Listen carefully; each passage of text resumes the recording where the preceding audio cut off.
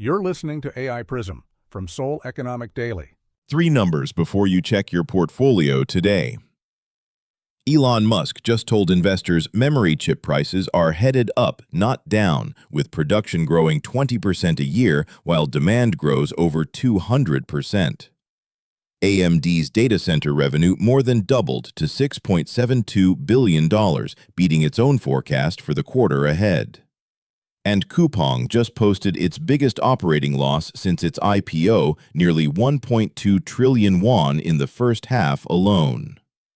Here's what's moving Korean tech and its global supply chain today. It's Thursday, August 6th. Here's what today's story could mean for the Korean market. Global chipmakers are recalibrating around one question: whether AI-driven memory demand can keep outpacing supply through the rest of this decade. Samsung and SK Hynix are racing to defend Korea's dominant position as Micron, Intel, and Chinese rivals push competing memory architectures. Meanwhile, Coupang's earnings and big tech's ballooning off-balance sheet debt are testing how much investors are willing to pay for AI-fueled growth. Here's what the numbers show. AMD posted second-quarter data center revenue of $6.72 billion, more than double the year-ago figure, and guided third-quarter sales to $13 billion, above the street's estimate of $12.52 billion. SpaceX reported $7.8 billion in second-quarter revenue, up 92% year-on-year, driven largely by Starlink, which grew subscribers to 12 million and posted $4.29 billion in revenue, up 66%.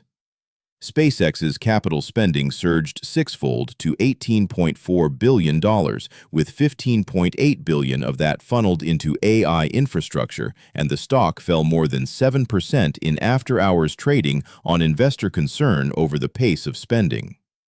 Coupang Inc. posted an 835 billion won operating loss in the second quarter, its largest since its 2021 IPO, on revenue of 13.3 trillion won, up 11.1% year-on-year.